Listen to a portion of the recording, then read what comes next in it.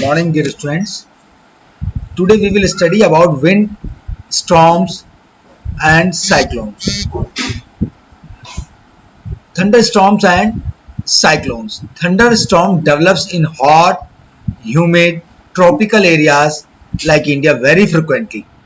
The rising temperature produces strong upward rising winds. These winds carry water droplets upwards where they freeze and fall down again. The swift movement of the falling water droplets along with the rising air create lightning and sound.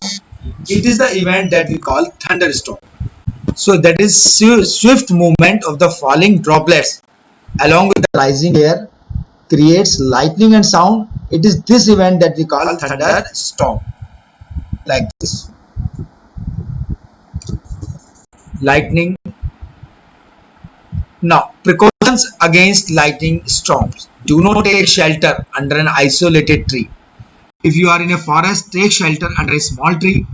Do not lie on the ground. Do not take shelter under an umbrella with a metallic stand. Do not sit near a window. Open garages, storage sheds, metal sheds are not safe places to take shelter. A car or bus is a safe place to take shelter. If you are in water, get out and go inside a building. Structure of a cyclone. The center of a cyclone is a calm area. It is very calm. It is called the eye of the storm. So the center of the cyclone is called eye of the storm.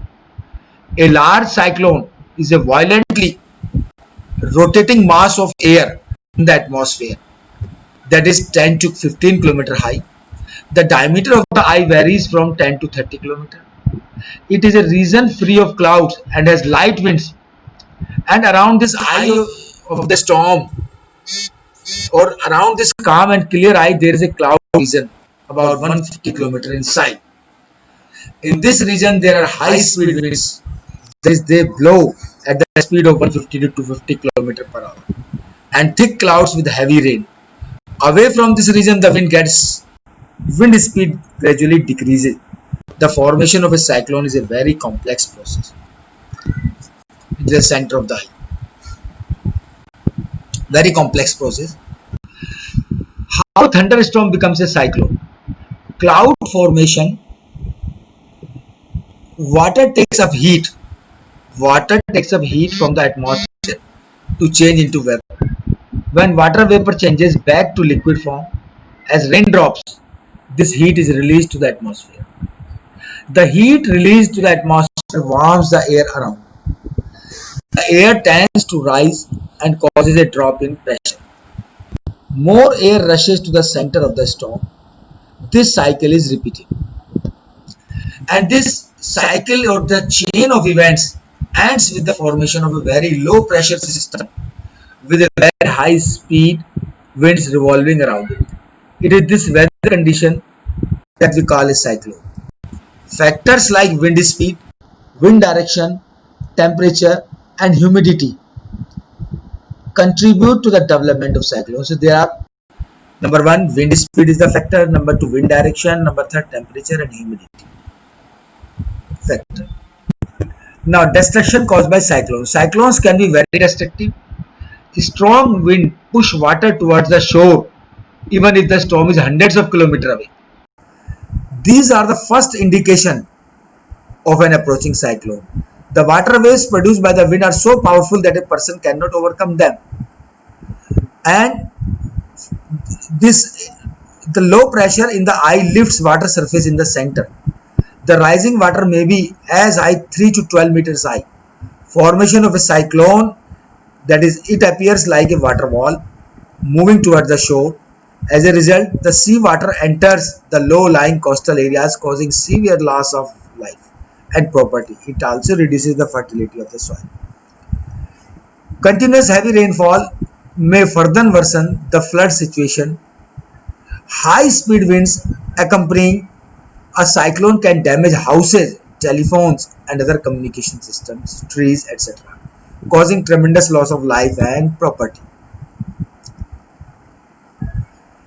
So, a cyclone is known by different names in different parts of the world. It is called a hurricane in the American continent. In Philippines and Japan, it is called a typhoon. Tornadoes in our country, they are not very frequent. A tornado is a dark funnel shaped cloud that reaches from the sky to the ground. Most of the tornadoes are weak. A violent tornado can travel at a speed of about 300 km per hour. Tornadoes may form within the cyclones. The whole coastline of India is vulnerable to cyclones, particularly the east coast. The west coast of India is less vulnerable to cyclonic storm, both in terms of frequency and intensity. See here. Action on the part of people. We should not ignore the warnings issued by meteorological department through TV, radio, and newspapers. We should make necessary arrangement to shift the essential household goods, domestic animals and vehicles, etc. to safer place. Avoid driving on roads through standing water. We should avoid, as floods may have damaged the roads, and keep ready phone numbers of all emergency services like police, fire brigade and medical centers. Anemometer. All storms are low pressure system. Wind speed plays an important role in the formation of storms. It is therefore important to measure the wind speed, and the instrument that measures the wind speed is called anemometer. This is the anemometer. Thank you, dear students.